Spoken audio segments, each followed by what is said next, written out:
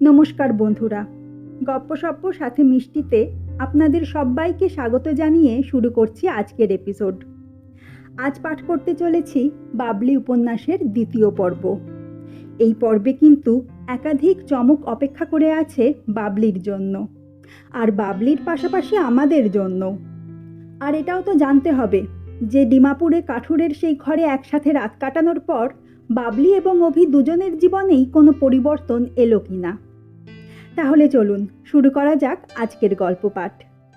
শুরু হচ্ছে বুদ্ধদেব গুহর লেখা বাবলি উপন্যাসের দ্বিতীয় পর্ব।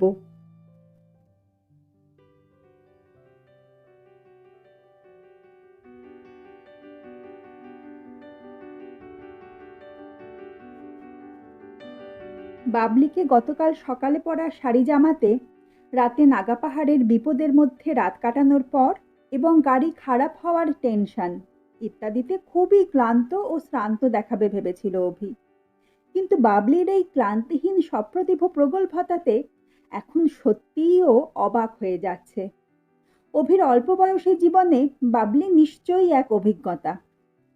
মণিপুরের লোকটাক লেক দেখে প্রথমবার যেমন মনে হয়েছিল, নাগা পাহাড়ে মিথুন দেখে প্রথমবার যেমন আশ্চর্য হয়েছিল, বাবলিকে কাছ থেকে দেখেও তেমনি আশ্চর্য হয়েছিল। বাবলি সম্বন্ধে কোনো রকম বিশেষণ ওর সীমিত বাংলা জ্ঞানে খুঁজে পাচ্ছে না, খোঁজবার চেষ্টাও করল না আর। বাবলি এক মুহূর্ত অভির মুখের দিকে তাকিয়ে রইল, তারপর হঠাৎ বলল, আপনাকে দেখার পর থেকেই না আমার রবি ঠাকুরের একটি চরিত্রের কথা মনে হচ্ছে। অভি গাড়ির বুট খুলে মাল নামাতে নামাতে ক্যাজুয়ালি, যেন ওর এসব পাগলের প্রলাপে বিন্দুমাত্র ইন্টারেস্ট নেই, এমন গলায় জিজ্ঞেস করলো, কি? কোন চরিত্র? বাবলি দুষ্টুমির হাসি হাসলো, বলল,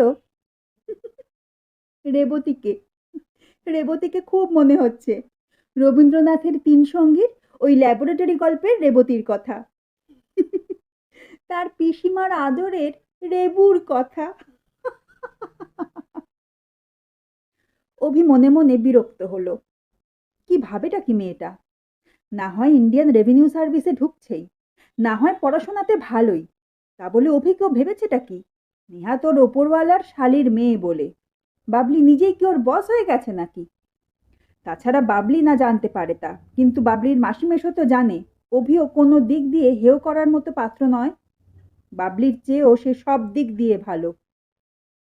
মনে মনে অভি ভাবল, এতখানি বাড়াবাড়িটা কুশিক্ষা। বাড়িতে বোধহয় কেউ শেখায়নি ছোটবেলায় কতখানি মানায় আর কতখানি মানায় না। মা মরা মেয়ে তো, বকে গেছে অল্প বয়সে। তাছাড়া মেয়েরা ইন্দিরা গান্ধীর রাজত্বে নিজেদের কি যেন মনে করছে একেবারে, যেন সকলেই ডানা মেলে উঠতে চাইছে। গতকাল আইএএস কি আইআরএস পাশ করলেই বুঝি ভাবছে আমি কি হনু। অভি গাড়ির বুটটা বন্ধ করতে করতে বলল, আমি যদি রেবতী হই তবে আপনি কি? আপনি কে? আমার ওপর কিসের অধিকার আপনার? বাবলি সপ্রতিভতার সঙ্গে বলল, আমি কেউ না, কেউ না, কোনো অধিকার নেই। কিন্তু কথা শেষ হতে না হতে ও যেন হঠাৎ এই এত ঠাট্টা, এত মজা, এত পরিহাসের কুয়াশার মধ্যে ওর ভেতরে কে ছিল, যে ছিল তাকে দেখতে পেল। ফরেস্টের কাঠের বাংলোর সুন্দর রং করা অস্তিত্বে, চারধারের শাল সেগুন গাছের পরিবেশে, বর্ষা দিনের ঝিলমিল করা রোদে, নানান পাখির ডাকে, এই ডিমাপুরের আশ্চর্য সকালে কি যেন একটা ঘটে গেল। বাবলির এবং অভিরও দুজনেরই মনের মধ্যে কোথায় যেন একটা 880 ভোল্টের আলোর মেন সুইচ নেভানো ছিল। এই সকালে এই কাঠের বারান্দায় দাঁড়িয়ে থাকতে থাকতে ঠাট্টা করতে থাকা, হাসতে থাকা, অন্যকে নিয়ে তামাশা করতে থাকা বাবলির বুকের মধ্যে যেন কি একটা জ্বলে উঠল। চোখের ওপর এমন একটা ছায়া নেমে এলো, যেন তার নিজের মধ্যে সে ছায়ার অস্তিত্ব সম্বন্ধে বাবলি নিজেও বুঝি কখনো সচেতন ছিল না। অভি দেখল বাবলির মুখটা হঠাৎ এক আশ্চর্য আনন্দে ক্যামেরার ফ্ল্যাশ লাইটের মতো এক ঝলক জ্বলে উঠেই দপ করে পরক্ষণেই নিভে যায়। অভি চোখ নামিয়ে নিয়ে গাড়ির পিছনের সিটে এক আকাশ আলোর নিচে দাঁড়িয়েও যেন ফেলে রাখা কম্বলটা দেখতে পাচ্ছিল না, এমন করে খুঁজতে লাগলো। বাবলিও বড় বড় গাছগাছালির ফাঁকে ফাঁকে দৃশ্যমান রোদঝলমল নির্মেঘ আকাশে চেয়ে কি যেন খুঁজতে লাগলো, যেন আকাশেই তার প্রার্থিত বস্তুটি আছে, ছিল। একটু আগে যেটা ঠাট্টা ছিল সেটা আর কোনো ক্রমেই ঠাট্টা রইল না। ওরা দুজনেই একই সঙ্গে অদ্ভুতভাবে আবিষ্ট এক সিঙ্ক্রোনাইজেশনের মধ্যে বুঝতে পারল যে দুজনের মধ্যে এমন কিছু একটা হয়ে গেল, এই মুহূর্তে হয়ে গেছে, যা হবে বলে দুজনের কারোরই জানা ছিল না। সম্পূর্ণ আত্মসচেতন ও আত্মবিশ্বাসী বাবলির মুখটা কালো হয়ে গেল। বিদুষী, গর্বিতা, সপ্রতিভ, দুদিন বাদে ইনকাম ট্যাক্স অফিসার হতে যাওয়া বাবলির সব গর্ব, সব সপ্রতিভতা মাটিতে মিশে গেল। ভালোবাসা, কারো প্রতি কারো সত্যিকারের ভালোবাসা যে কত তীব্র দুঃখময় অনুভূতি, এ কথার আভাস যেন বিদ্যুৎ চমকের মতো বাবলির বুকে বাজল। জীবনে প্রথমবার। বাবলি অভির কথার উত্তর না দিয়ে আর কোনো কথা না বলে রশিদ আলীর পেছন পেছন রান্নাঘরের দিকে গেল। অভি একে একে মালগুলো নামালো চৌকিদারকে ডেকে। ওপরের ঘরে বাবলির মালগুলো তুলে দিল, নিজেরগুলো নিচের দিকে বাঁদিকের ঘরে রাখলো। তারপর গাড়িটাকে বাইরের একটা বড় সেগুন গাছের নিচে পার্ক করিয়ে রেখে ঘরের মধ্যে এসে ইজি চেয়ারে বসে একটা সিগারেট ধরালো। কাল সেই ভোরে দাড়ি কামিয়েছিল, তারপর দাড়িও কামায়নি, জামা কাপড়ও ছাড়েনি, চেহারার অবস্থা হয়েছে চণ্ডালের মতো। একা একা ইজি চেয়ারে বসে আঙুলে সিগারেটটা নাড়তে চাড়তে জানালা দিয়ে বাইরে দূরে উদ্দেশ্যহীনভাবে চেয়ে থেকে অভি নিজের মনকে বোঝাবার চেষ্টা করতে লাগলো। অভির খুব ভালো লাগতে লাগলো, আমার কেমন দুঃখও লাগতে লাগলো। এমন আশ্চর্য অনুভূতির শরিক আর হয়নি ও আগে। এমন সময় পর্দার আড়ালে দরজার পাশে দাঁড়িয়ে বাবলি নরম গলায় বলল, আসবো? আসুন আসুন, বলে অভি উঠে দাঁড়ালো। মনে মনে অভি অবাক হলো, যে মেয়ে কিনা কাল রাতের অন্ধকারে সমস্ত কুসংস্কার মুক্ততায় নিজেই অভিকে শীতের যন্ত্রণা থেকে বাঁচাতে সেই কাঠুরের ঘরে তাকে বুকে জড়িয়ে নিয়ে শুয়েছিল, সেই কিনা আজ সকালের আলোয় তার ঘরে আসতে অনুমতি চাইছে। বাবলি ঘরে ঢুকে চোখ নামিয়ে বলল, আমার ঘর কোনটা? কোথায় থাকবো আমি? বাবলির মুখটা চোরের মতো দেখাচ্ছিল। বাবলি যেন কি চুরি করে নিয়েছে অভির। সেই অপরাধে ও চোরের মতো অপরাধীর মতো মুখ করে চোখ নামিয়ে রইল। তবে অভি, অভি কি কিছু চুরি করেছে বাবলির? অভি চেয়ার ছেড়ে উঠল, বলল, চলুন, ওপরে আপনার ঘর, ওই ঘরটাই সবচেয়ে ভালো ঘর। তারপর কাঠের সিঁড়ি বেয়ে উঠে অভি বাবলিকে ওর ঘরে পৌঁছে দিল। বলল, এই বারান্দাটা চমৎকার, তাই না? তারপর বলল, নিন, ভালো করে চান করুন, দেখবেন ভালো লাগছে।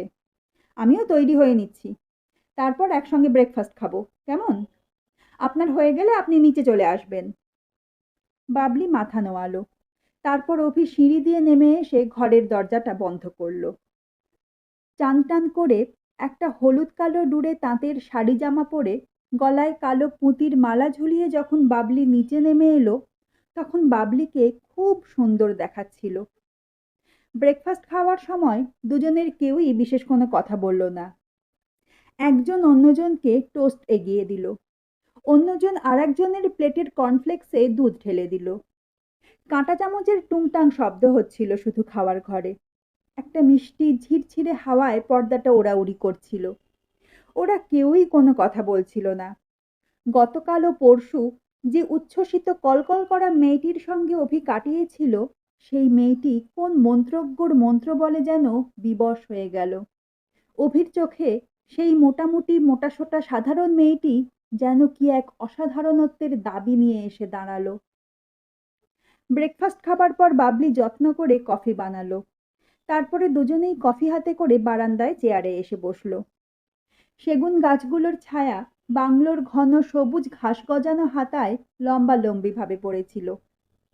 কতকগুলো শালিক এসে কিচিরমিচির করে নিজেদের মধ্যে কি সব বলাবলি করছিল। নিজেদের মধ্যে মান অভিমান ঝগড়া করে নিজেরাই তার নিষ্পত্তি করে আবার উড়ে যাচ্ছিল, ফের ফিরে বসছিল।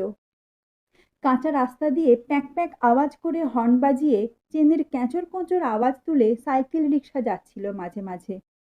পথ চলতি নাগা ও অসমীয়াদের টুকরো টাকরা কথা ভেসে আসছিল এবং আবার হাওয়ায় ভেসে চলেও যাচ্ছিল। অনেকক্ষণ ওরা চুপচাপ বসে রইল, দুজনে দুদিকে তাকিয়ে। ওরা দুজনে দুজনের নিজস্ব ভাবনায় বুঁদ হয়েছিল। যখন মনে মনে অনেক কথা শেষ হয়ে গেছে অথবা মনে মনে অনেক কথা শুরু হবে, সেই মধ্যবর্তী একফালি নামহীন সময়টুকুতে ওরা দুজনেই থমকে দাঁড়িয়েছিল। অনেকক্ষণ পর অভি বলল, আপনার ট্রেন কটায়? বাবলি যেন ঘুম ভেঙে বলল, হ্যাঁ, ওহ, ইয়ে, ওই বিকেলে, ঠিক সময়টা জানি না, একবার খবর নিতে হবে স্টেশন থেকে। তারপর বলল, আপনি আমাকে তুলে দিয়ে আসবেন না? অভি বলল, আপনার কি মনে হয়? বাবলি হাসল, বলল, মনে হয় তুলে দিয়ে আসবেন। তারপরই বলল, আপনাকে অনেক কষ্ট দিলাম এই দুদিন, বলুন। অভি একটু চুপ করে থেকে বলল, জানি না। এখনো অভি বুঝতে পারছিল না যে অনুভূতির মধ্যে ও এখন এই মুহূর্তে রয়েছে তাকে কষ্ট বলে কিনা ও জানে না, তাকে যে কি বলে ও সত্যিই জানে না। তারপরই বলল, আপনারও তো খুব কষ্ট হলো, তাই না? আমি তো কেবল ভাবছি, গত রাত্রে কোনো একটা দুর্ঘটনা ঘটলে, কোনো বিদ্রোহী নাগা বা হাতির উপদ্রবে পড়লে আপনার মাসিমা মেসোমশাইয়ের কাছে যে কি করে আমি মুখ দেখাতাম, ভাবতেই ভয় লাগছে। এখন ইম্ফলে ফিরে গিয়ে ওদের যে কি বলবো বুঝতে পারছি না। বাবলি হাসল, বলল, আমার মাসিমা মেসোমশাই আমাকে চেনেন, আমার দোষীপনার কথা ওরা জানেন, দোষ হলে আমারই হতো, আপনাকে কেউ দোষী করতো না। অভি বলল, সে অন্য কেউ না করলেও আমিই করতাম। বাবলি অবাক চোখে তাকালো অভির দিকে, তারপর মুখ নিচু করে বলল, কেন? আমি আপনার বসের আত্মীয়া বই তো আর কিছুই নই। আমার জন্য আপনার এত অপরাধ বোধ বা দুশ্চিন্তা কেন? পরের জন্য এত ভাবা ঠিক নয়, এতখানি কনসার্ন হওয়াটাও ঠিক নয়। নয় বুঝি? অভি বলল, বলে মুখ তুলে বাবলির দিকে তাকালো। তারপর বলল, কি জানি, হয়তো নয়। তারপর এলোমেলো হাওয়ায় রশিদ আলীর সাদা লম্বা দাড়ি যেমন এলোমেলো হয়ে গেল, তেমনি হলো বাবলির আঁচল, অভির চুল। তারপর দেখতে দেখতে কি করে যে দুপুর গড়িয়ে বিকেল হলো, ওরা দুজনের কেউই তা বুঝতে পারল না। অভির একবার বেরোবার কথা ছিল ফাইল নিয়ে অফিসের দিকে, কিন্তু অভি আর বেরোলো না। ঠিক করলো কাল ব্রেকফাস্ট করে সকাল সকাল বেরিয়ে এক্কেবারে সব কাজ শেষ করে রাতে ফিরবে বাংলোয়। তার পরদিন ভোর 4টেয় বেরিয়ে পড়বে ইম্ফলের দিকে কোহিমা হয়ে। দেখতে দেখতে ট্রেনের সময় হয়ে গেল। বাবলির মালপত্র নামিয়ে আনা হলো নিচে। অভি বলল, আপনি কিছু ফেলে যাচ্ছেন না তো? ঘরটা আর একবার দেখে আসুন গিয়ে। ফেলে গেলে কিন্তু, মানে এখানে কিছু হারিয়ে গেলে আর কিন্তু ফেরত পাওয়া যাবে না। বাবলি একবার সিঁড়ি দিয়ে ওপরে উঠতে গেল, দুপা উঠে নেমে এলো, বলল, না, কিছু ফেলে যায়নি, কিছুই হারিয়ে যাবে না এই বাংলোর ঘরে। আর যদি কিছু হারিয়ে থাকি তা হারিয়েই গেছে, তা কখনো আর পাওয়া যাবে না। অভি অন্যমনস্ক ছিল, কথাটা ভালো করে শোনেনি। বলল, ও, সত্যিই কিছু হারিয়ে গেছে নাকি? বাবলি হাসল, বিকেলের আলোয় হাসিটা কেমন কান্নার মতো দেখালো। বলল, না না, যা হারিয়ে গেছে তা ফিরে পাওয়ার নয়। ট্রেন ছাড়বার সময় হয়ে এলো। ডিমাপুর স্টেশনে একটাই ট্রেন দাঁড়িয়েছিল। তখন অন্ধকার হয়ে গিয়েছিল। অভি তখন কম্পার্টমেন্টের ভেতরেই ছিল। বাবলি বলল, এবার আপনি নেমে দাঁড়ান। অভি নেমে এসে কম্পার্টমেন্টের সামনে প্ল্যাটফর্মের ওপরে বাবলির সামনে দাঁড়ালো। বাবলি খুব সপ্রতিভ দেখাবার চেষ্টায় সচেষ্ট ছিল। দেখাচ্ছিল যে সে মেয়ে হলেও ইমোশনাল মেয়ে নয়। আফটার অল ও রেভিনিউ সার্ভিসের মেয়ে, ওরা অত নরম হতে পারে না। পার্ট 1 পরীক্ষা দেওয়া কচি মেয়ের মতো অত আবেগ ওকে মানায় না। তবু এত সচেতন হওয়া সত্ত্বেও বাবলি ইচ্ছা করে অভির মুখ থেকে মুখ ঘুরিয়ে প্ল্যাটফর্মের ওপর লক্ষ্যহীনভাবে চেয়ে রইল। অভি কিন্তু বাবলির মুখের দিকেই তাকিয়েছিল। ও কেন জানে না প্রবলভাবে চেষ্টা করেও ওর চোখ দুটো বাবলির মুখ থেকে সরাতে পারল না। এমন সময় সিগন্যাল হলুদ হলো।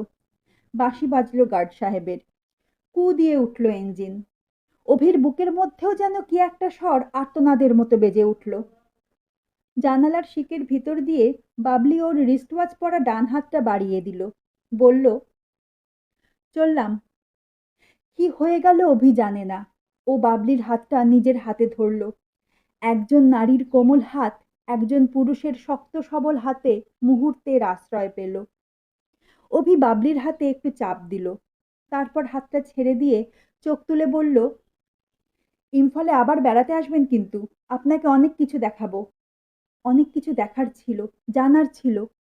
এত অল্প সময় থাকলেন যে কিছুই হলো না। ট্রেনটা ছেড়ে দিল। অভি কিছুটা অবধি জানালার পাশে পাশে হেঁটে এলো, যতক্ষণ না ট্রেনের গতিটা দ্রুত হয়। বাবলি জানালার শিকের সঙ্গে মুখ লাগিয়ে বলল, আপনি দিল্লিতে আসবেন কিন্তু, আপনাকে সবকিছু ঘুরিয়ে দেখাবো। আমার ভালো লাগবে, অনেক কিছু দেখার আছে। আসবেন? ট্রেনের গতি ততক্ষণে দ্রুত হয়ে গেছে। বাবলির চোখ থেকে প্ল্যাটফর্মের বাতিগুলো, লোকজনের মুখগুলো দ্রুত মুছে যাচ্ছে। প্ল্যাটফর্ম থেকে মৌচাকে ঢিল খাওয়া মরিয়া মৌমাছিদের ডানার মতো একটা গুঞ্জরণ উঠেছে। উত্তরে অভি যে কি বলল শোনা হলো না বাবলির। কথাটা শোনা গেল না। ট্রেনটা আলো ছাড়িয়ে অন্ধকারের মধ্যে পৌঁছে গেল। এখন আর আলো নেই, কোনো আলো থাকবে না।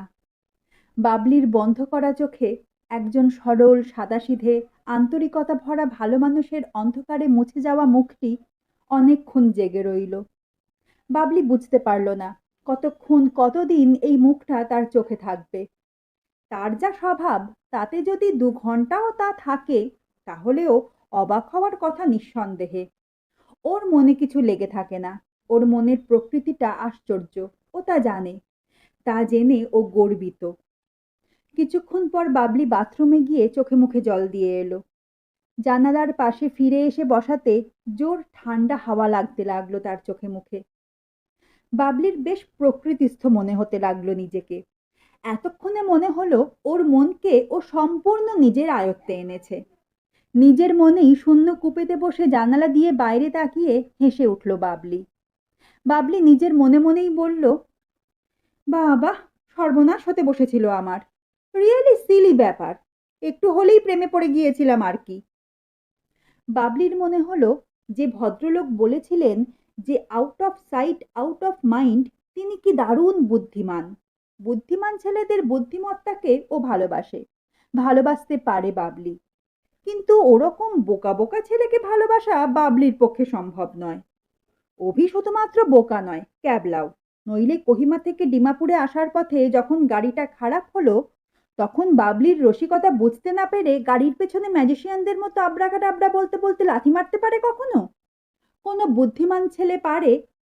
বাবলি চটি দুটো থেকে পা আলগা করে সিটের ওপর 2 পা জোড়া করে আরাম করে বসে আবার বলল, বাবা, খুব বেঁচে গেছি এ যাত্রা। পুরো ব্যাপারটা ভাবলেও হাসি পাচ্ছে এখন। অত সোজা নয়। অন্ধকার থাকতে অভি বেরিয়ে পড়েছিল ডিমাপুর থেকে। তাড়াতাড়ি না বেরোলে ইম্ফলে পৌঁছানো যাবে না। খুজমাতে নাগাল্যান্ডের বর্ডার দিনে দিনে পেরোতে না পারলে মুশকিল। বিদ্রোহী নাগাদের দৌরাত্ম্য আজকাল কমে গেছে বটে, কিন্তু কিছু বলা যায় না। দেখতে দেখতে ডিমাপুরের সীমানা ছাড়িয়ে ডিফু শহরকে বাঁদিকে রেখে ও ডিফু নদীর পাশে পাশে চলা পাহাড়ি নদীর ধারে এসে পড়ল। তখন সবে ভোর হচ্ছে। ঝরঝর করে বয়ে চলেছে বর্ষার ঘোলা জলে ভরা ডিফু নদী পাহাড়ের বুক কেটে। এপাশে রাস্তা আর ওপাশে ঘন গভীর জঙ্গল। নানা রকম বাঁশঝোপ, জংলি কলা গাছের ঝাড়, বেতবন, আরো কত কি গাছগাছালি। নদীটা এখানে খুব সামান্যই চওড়া হয়ে গেছে সমতলে পড়ে। নদীর দুপাশে কুমারী গাছগাছালি এমন চন্দ্রতপের সৃষ্টি করেছে যে ভর দুপুরেও আলো পড়ছে না নদীতে। নদীর গায়ে লাগা সবুজ লতাপাতায় তাই যেন কেমন একটা হলুদ ছোপ লেগেছে। লাল জলের গর্জন, ফিকে হলুদ আর গাঢ় সবুজে ভরা বন, আর তার পাশে পাশে চড়াইয়ে ওঠা ডিমাপুরের কোহিমা রোড। দারুণ। একটু পরেই, প্রায় মিনিট 15-20 গাড়ি চালিয়ে আসার পর অফিস সেই জায়গাটায় পৌঁছলো যেখানে ও বাবলির সঙ্গে রাত কাটিয়েছিল। অভির তাড়া ছিল, পথে দাঁড়াবার কথা ছিল না। তবু কি যেন হলো ওর, ও গাড়িটাকে বাঁধার ঘেঁষে দাঁড় করালো। তারপর পাকদণ্ডি বেয়ে উঠে গিয়ে সেই নাগা কাঠুরের কাঠের ঘরে গিয়ে পৌঁছলো। ঘরটার মধ্যে কিছুক্ষণ একা দাঁড়িয়ে থাকলো অভি।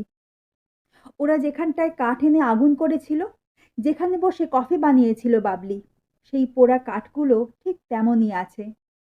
বাঁশের চোঙটা আবার বৃষ্টির জলে ভরে গেছে।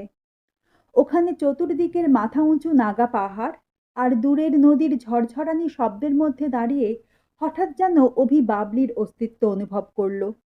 ওর মনে হলো এখনই বুঝি সেই বেগুন রঙা জংলা কাজের টেরিকট শাড়ি পরা বাবলি ওর সঙ্গে নতুন কোনো রসিকতা করে ওকে অপ্রতিভ করে দেবে। বাঁশের মাচাটাকে আজ সকালে অবিশ্বাস্য রকম ছোট দেখালো।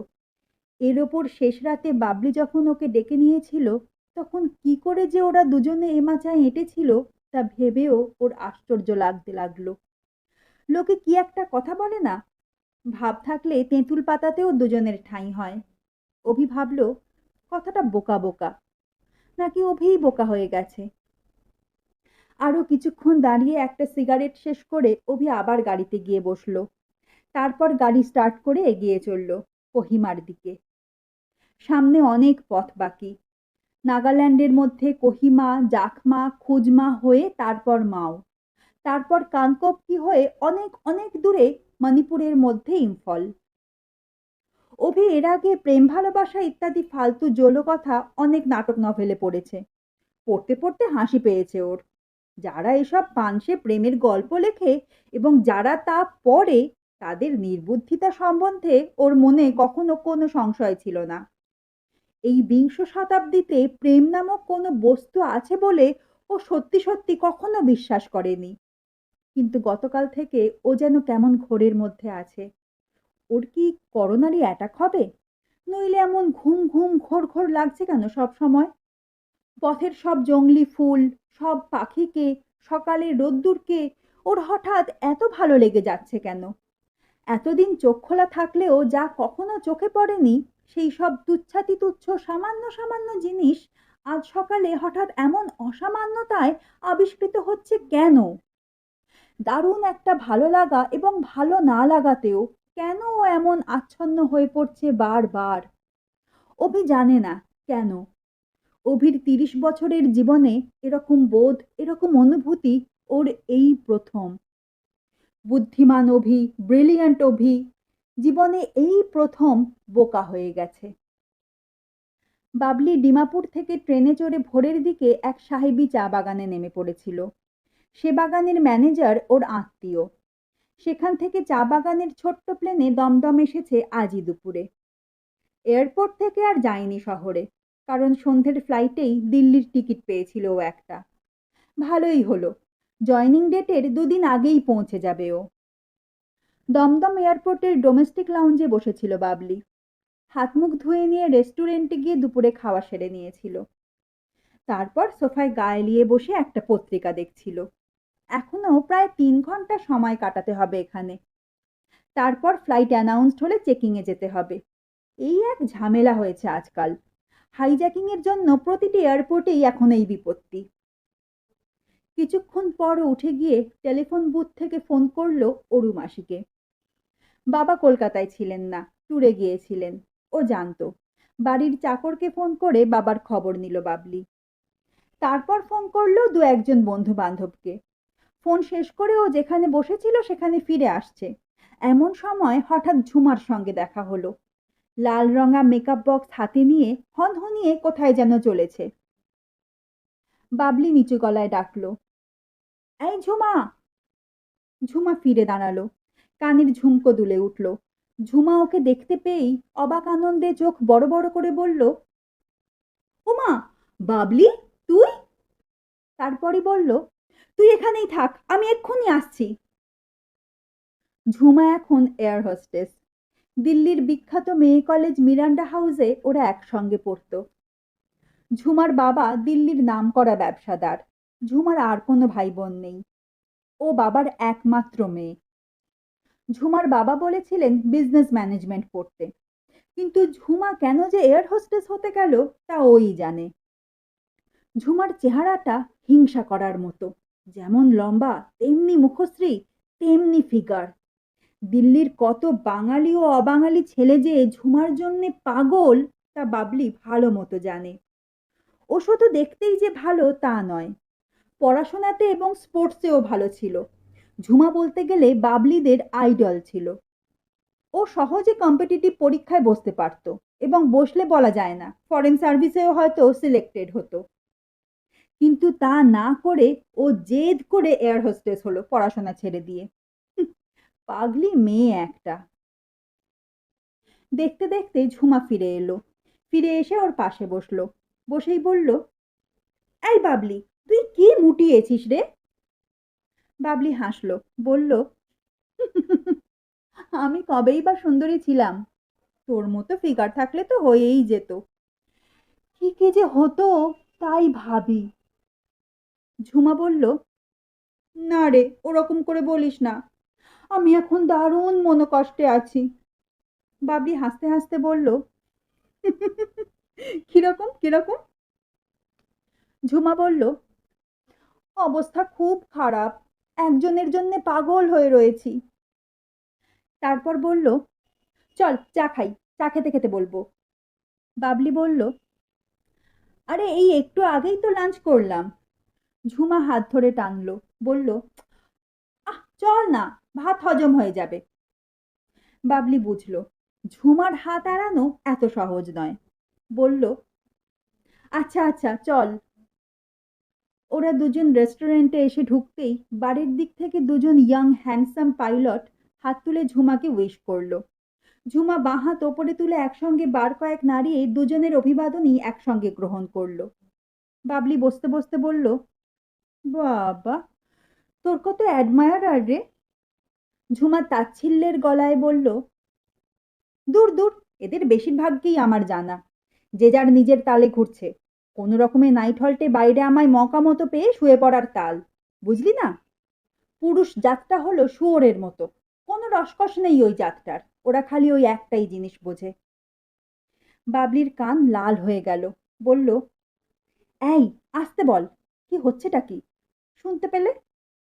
ঝুমা বলল, আহা, বুড়ো খোকারা যেন কিছু জানে না, আমি যেন মিথ্যে কথা বলছি। একসঙ্গে কাজ করতে হয় তাই হাত নাড়লাম, তাই ভালো ব্যবহার করি, এছাড়া কি?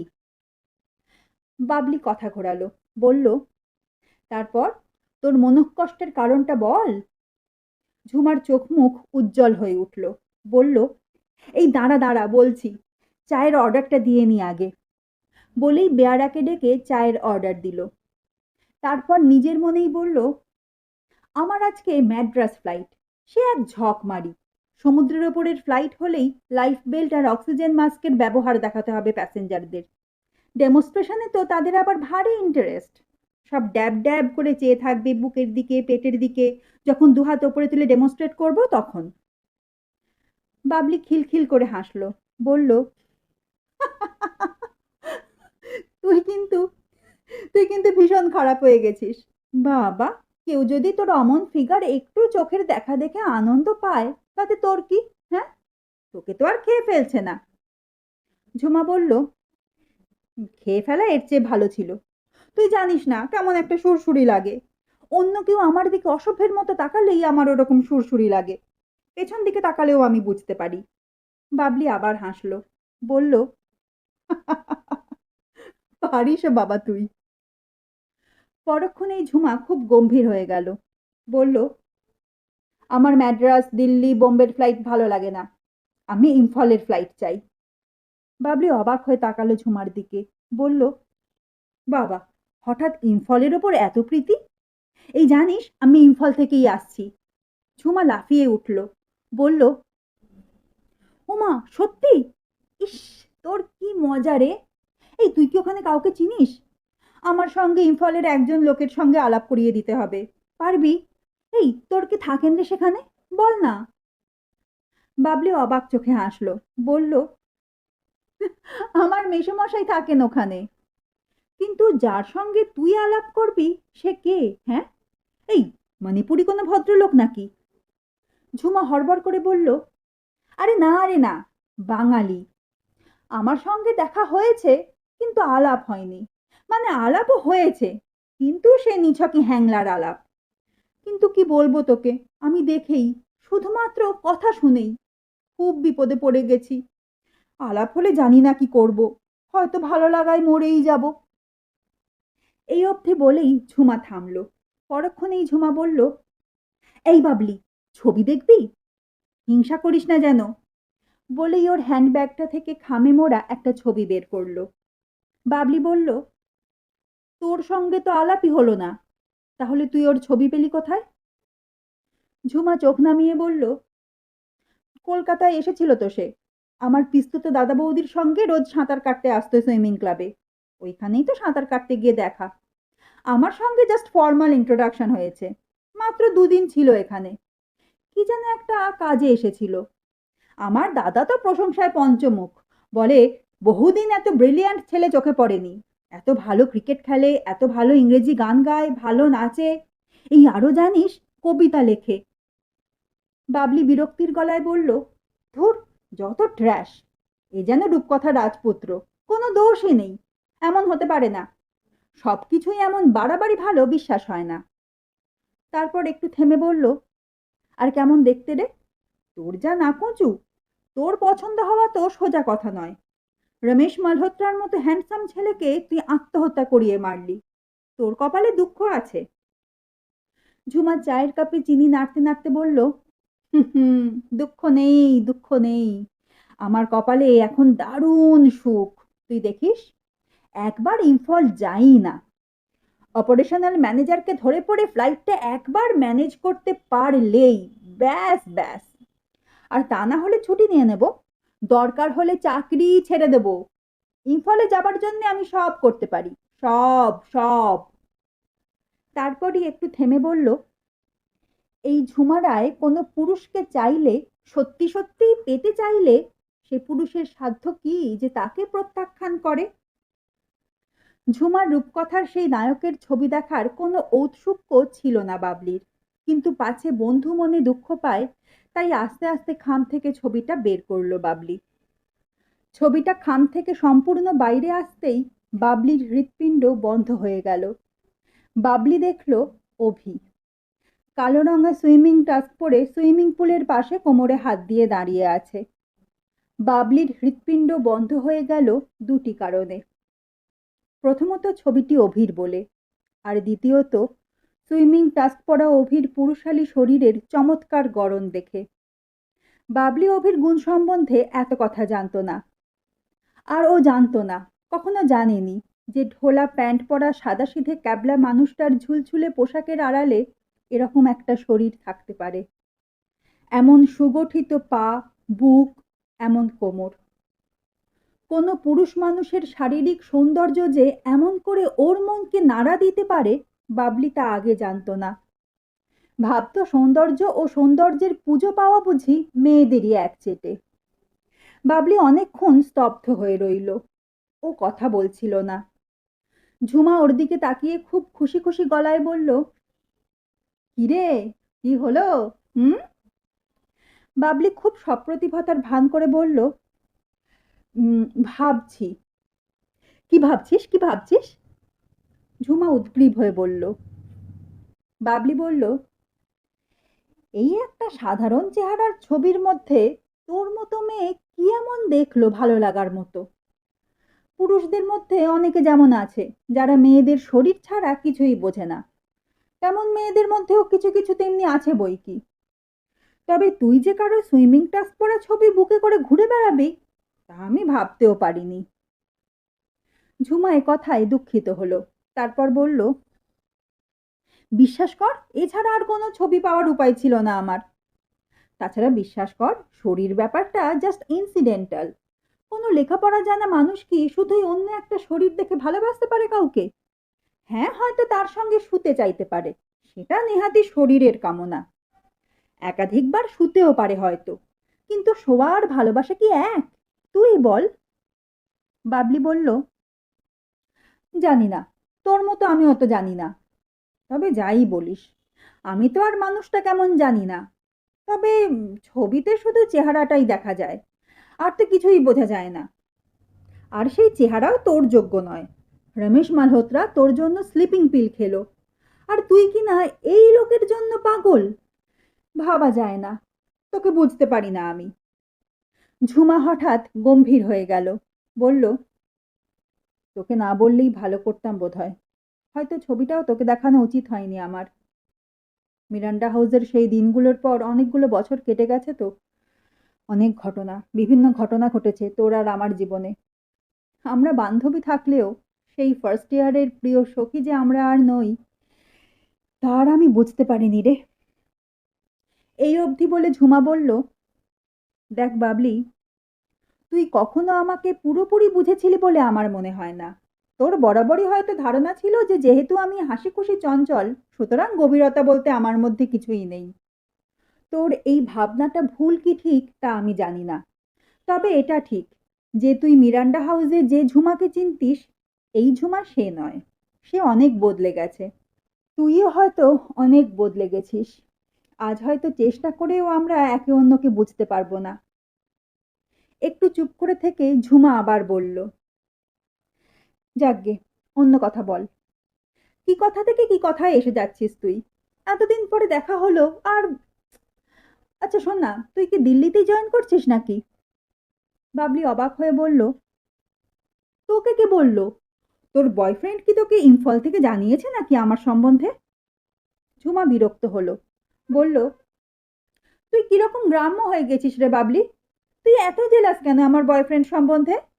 তাও বুঝতাম তুই যদি বা চিনতিস তাকে, এবং সে যদি সত্যি আমার বয়ফ্রেন্ড হতো। বাবলি কথা বলল না। ঝুমা বলল, গত সপ্তাহে ইন্দিরা চাওলা দিল্লি থেকে চিঠি লিখেছিল, তার চিঠিতেই সব খবর জানলাম। বাবলি বলল, চল এবার ওঠা যাক, বলে চায়ের দাম দিতে গেল। ঝুমা বলল, এই দাঁড়া দাঁড়া, আমিই দিই, আমি তো তোকে ডাকলাম। বাবলি বলল, ঠিক আছে, দে তুই। বাবলি যেখানে বসেছিল সেখানে এসে বসলো। ঝুমা বলল, শোন না, আমার এখন রিপোর্ট করতে হবে। চলি রে বাবলি, আবার দেখা হবে। ঝুমা চলে যেতে না যেতেই বাবলির শরীরটা খুব খারাপ লাগতে লাগলো। অভির ছবিটা চোখের উপর বারবার ভাসছিল। আর বাবলি ভেতরে ভেতরে শরীরে কি মনে জানে না, কোথায় কি এক দারুণ অস্বস্তি বোধ করছিল। বাবলির তখন খুব ইচ্ছা করছিল যে ঝুমার কাছ থেকে ছবিটা কেড়ে নেয়। খুব ইচ্ছা করছিল। ও বসে বসে ভাবছিল, লাউঞ্জের আলোর মধ্যে, ক্ষণে ক্ষণে মাইক্রোফোনের অ্যানাউন্সমেন্টের মধ্যে, নানান লোকের নানান কথার মধ্যে বসে বসে বাবলি ভাবছিল, ইচ্ছে তো কত কিছুই করে, জীবনে কটা ইচ্ছেই বা সফল করা যায়, সফল হয়? সন্ধে হতে দেরি ছিল। এইমাত্র অভি খোঁজমার চেকপোস্ট পেরিয়ে এসেছে। কোহিমাতে সামান্য কাজ ছিল, সেই কাজ সারতে এবং খেতে দেরি হয়ে গিয়েছিল একটু। মেঘের ফাঁকে ফাঁকে সূর্যের লাল আভা দেখা যাচ্ছে। বাঁদিকের পাহাড় ঝর্ণা ঘেরা ঘন সবুজ বর্ষণ স্নিগ্ধ উপত্যকায় রোদের সোনার আঙুল এসে ছুঁয়েছে। শীত শীত লাগছে। অভি বাঁদিকের কাঁচটা তুলে দিল, কোটের বোতামটা আটকে নিল। তারপর স্টিয়ারিং ধরে বসে এই বিষণ্ণ অথচ আশ্চর্য সুন্দর অপরাহ্নের মতো এক বিষণ্ণ ও শান্ত ভাবনা বুকের মধ্যে নাড়াচাড়া করতে করতে ও গাড়ি চালাতে লাগলো। বোয়িং প্লেনটা টারম্যাকের ওপরে দাঁড়িয়েছিল। দিল্লির ফ্লাইট। দমদমের আকাশে বেলা পড়ে এসেছিল। বাবলি স্টারবোর্ড সাইডে একেবারে সামনে জানালার পাশের এক সিটে বসেছিল। বেলা শেষের ম্লান আলো এয়ারপোর্টের সীমানার পাশের নারকোল গাছের মাথায়, কলা গাছের পাতায়, লাল টালির ঘরে আলতো করে লেগেছিল। জেট ইঞ্জিনগুলো স্টার্টই করা ছিল। মাটিতে দাঁড়ানো ক্রু বুড়ো আঙুল তুলে দেখালো। প্লেনটা চলতে শুরু করলো। আস্তে আস্তে ট্যাক্সিং করে মেন স্ট্রিপের দিকে এগোতে লাগলো প্লেনটা। তারপর যশোর রোডের দিকে চলে গিয়ে ফিরে দাঁড়ালো। ভেতরে লাল আলোটা জ্বলছিল সিট বেল্ট বাঁধার সংকেত জানিয়ে। রবিশঙ্করের সেতার বাজছিল। এয়ার হোস্টেস তাড়াতাড়িতে লজেন্স, টফি, মৌরি এবং তুলো নিয়ে সবশেষে বাবলির কাছে এলো। এখন ইঞ্জিন দুটো ফুল থ্রটলে দিয়ে দিয়েছিল ক্যাপ্টেন। এবার টেক অফের জন্য এগোবে প্লেন। হঠাৎ এয়ার হোস্টেসের মুখে চোখ পড়ায় বাবলির ভুরু কুঁচকে উঠল। পৃথিবীর কোনো এয়ার হোস্টেস সত্যিই বাবলির এখন কয়েকদিন যে সহ্য হবে না। এ কথাটা বাবলি বোধহয় বুঝতে পারেনি। বুঝতে পেরে অস্বস্তি লাগলো। প্লেনটা দেখতে দেখতে মাটি ছেড়ে আকাশে উঠল। ল্যান্ডিং হুইল দুটো আস্তে আস্তে এসে প্লেনের তলপেটে ঢুকে গেল। প্লেনটা একটু উঠে গিয়ে মুখ ঘুরিয়ে নিল পশ্চিমে। তারপর সোজা মেঘ ফুঁড়ে উঠতে লাগলো। ইম্ফলের স্মৃতি, নাগাল্যান্ড, মণিপুর, ডিমাপুরের সব স্মৃতি, নিচের সন্ধ্যার বাতিজ্বলা কলকাতা শহরের লক্ষ লক্ষ কম্পমান উজ্জ্বল বিন্দু এক শরীরে লীন হয়ে এক আশ্চর্য আনন্দময় দেয়ালি হয়ে নিচে ছড়িয়ে রইল। বাবলি সিট বেল্টটা খুলতে খুলতে নিচে তাকিয়ে নিজেকে বলল, ও এখনো যথেষ্ট বড় হয়নি, এখনো বেশ ছেলে মানুষ রয়ে গেছে। নিজেকে একটু শাসন করতে হবে। দিল্লি এয়ারপোর্টের ওপর যখন প্লেনটা এলো তখন 8টা বাজতে 10। দেখতে দেখতে প্লেনটা নামতে লাগলো। ল্যান্ডিং লাইট দুটো আলোর বন্যা বইয়ে জ্বলে উঠল অন্ধকারে। নিচের টারম্যাকের দুপাশে সারবন্দি রঙিন বাতিগুলো ক্রমশ কাছে এগিয়ে আসতে লাগলো। তারপর সামনের চাকা দুটো মাটি পেল, লাফিয়ে উঠল প্লেনটা। পিছনের চাকাও মাটিতে নামলো। এমন হয় না কখনো বড় একটা। ওই পাইলটটা বোধহয় ঝুমার মতো কোনো এয়ার হোস্টেসের কথা ভাবছিল। Bad landing, absolutely bad landing. এমন চমৎকার আবহাওয়ায় এরকম ল্যান্ডিং হওয়ার কথাই নয়। প্লেনটা যখন থেমে দাঁড়ালো ডোমেস্টিক লাউঞ্জের সামনে, সিঁড়ি এসে লাগলো। যখন প্লেনের দরজা খোলা হলো তখনই বাবলি বুঝলো যে বাইরে বৃষ্টি না হলেও ঝড়ের মতো হাওয়া বইছে, গরম হাওয়া। এখনই ঝড় বৃষ্টি হবে। দিল্লি এয়ারপোর্টের লবি করিডোর, এসব দেখলে নতুন লোকের তাক লেগে যাবার কথা। ফায়ার ব্রিক্সের দেওয়াল চতুর্দিক ঝকঝক তকতক করছে। এখানে এসে নামলেই মন ভালো লাগে। তাছাড়া বাবলি দিল্লির মেয়ে বলেও। কাকা কাকিমা নিতে এসেছিল বাবলিকে। ওর সুটকেসটা এখনো পেতে দেরি। এখানে অবশ্য কনভেয়ার বেল্টে করে ঘুরে ঘুরে যায় মালপত্রগুলো, দমদমের মতো নয়, তাই এত বেশি সময় লাগে না। তবু কাকা কাকিমার সঙ্গে কফি খেতে গেল বাবলি। কাকা রসিক লোক, বাবার মতো। কাকিমা রাশভারী, গম্ভীর। বাবলি জানে কাকিমা বাবলিকে পছন্দ করেন না, কিন্তু কি আর করা যাবে। এই পৃথিবীতে সকলের কি পছন্দ হয় সকলকে? কাকা বললেন, শোন, আমার এক বন্ধু আছেন এখানে ইনকাম ট্যাক্সের কমিশনার। তুই তার কাছে এই 2 দিন গিয়ে তালিম টালিম ভালো করে নিয়ে নে। বাবলি হাসলো, বলল, আহা, আমরা এতদিন মুসৌরিতে নাগপুরে কি করলাম তাহলে? কাকা হাসলেন, বললেন, কি করলি তা তো আমি জানি, আর যাই করিস কাজ শিখিসনি মোটেই। বাবলি কপট রাগের সঙ্গে বলল, হুম, তোমার অ্যাসেসমেন্ট করলেই তুমি বুঝবে কাজ শিখেছি কিনা। তখন ছেড়ে দে বলে তুমি কাঁদতে বসবে। কাকা হাসলেন, বললেন, এইটাই তো তোদের ভুল ধারণা। ভালো কাজ শেখা মানেই বুঝি লোকের ওপর অত্যাচার করা? হুম?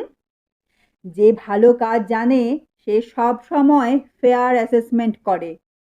তার অ্যাসেসমেন্ট কখনো আপিলে যায় না, এবং আপিলে গেলেও তা সব সময় কনফার্মড হয়। এমনভাবে কাজ করবি যেন কাজে সুনাম হয়। দাদার মুখটা রাখিস, বুঝলি বাবি? কাকিমা বিরক্তির গলায় বললেন, কাজের কথা তো পরেও বলা যাবে। এয়ারপোর্টেই যদি সব কাজের কথা বলে শেষ করবে তাহলে আর আমাকে সঙ্গে আনা কেন? কাকা লজ্জা পেয়ে বললেন, ও সরি সরি, ভেরি সরি। বল বাবলি, ইম্ফল কেমন দেখলি? বাবলি বলল, দারুণ। আর শুধুই কি ইম্ফল নাকি, নাগাল্যান্ডও গিয়েছিলাম জানো। কাকা অবাক হলেন, বললেন, কই, যাওয়ার কথা ছিল নাকি? না না, কথা তো ছিলই না। ওয়েদারের জন্য ইম্ফলের ফ্লাইট পরপর 4-5 দিন ক্যান্সেল হলো। তারপর আবার এয়ার ইন্ডিয়ার পাইলটদের স্ট্রাইক। পরে অবশ্য স্ট্রাইক ভেঙে গেল, নইলে আর এলাম কি করে। রিস্ক না নিয়ে মেসোমশাই একজন এসকর্ট ঠিক করে আমাকে মন্টি মামার বাগানে পৌঁছে দেবার বন্দোবস্ত করেছিলেন। ইম্ফল থেকে কোহিমা, তারপর ডিমাপুর।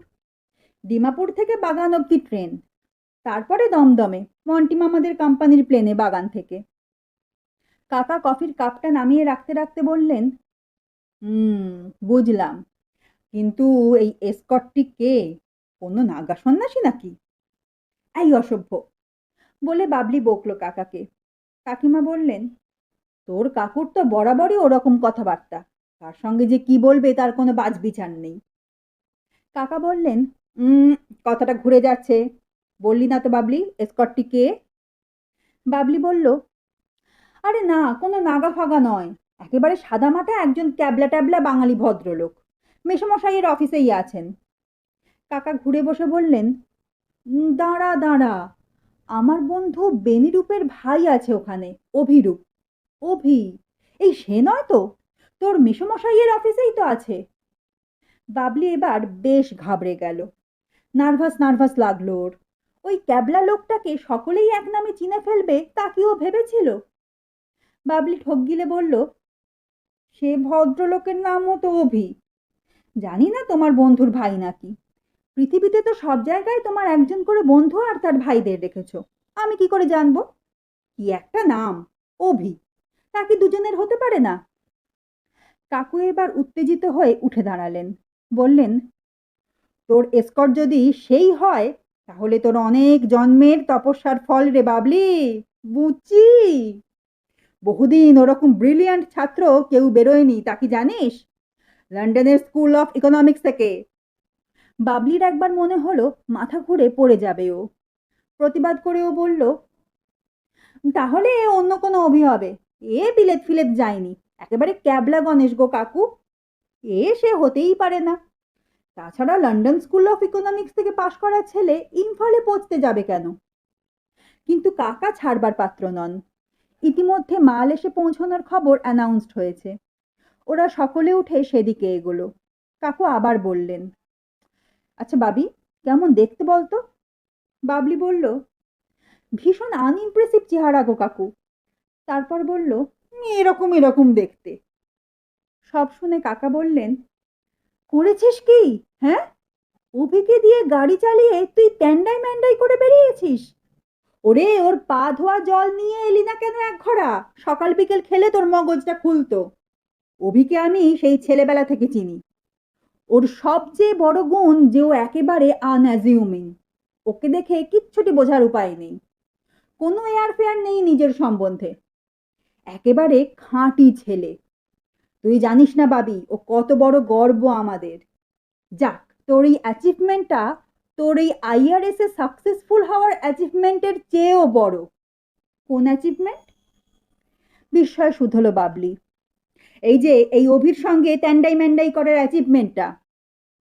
কাকিমা এতক্ষণে কাকার কথায় মজা পেয়েছেন, উনি হাসছিলেন, বললেন, অভিকে আমিও চিনি, তুই যা মেয়ে তাকেও ছাড়িসনি বোধ হয়, নাকানি চোবানি খাইয়েছিস নিশ্চয়ই। বাবলি একেবারে চুপসে গিয়েছিল, বলল, আরে না না, আমি কি সকলের সঙ্গে ইয়ার্কি মারতে পারি নাকি? তারপর চিনি না জানি না, কি যে বলো না তুমি কাকিমা।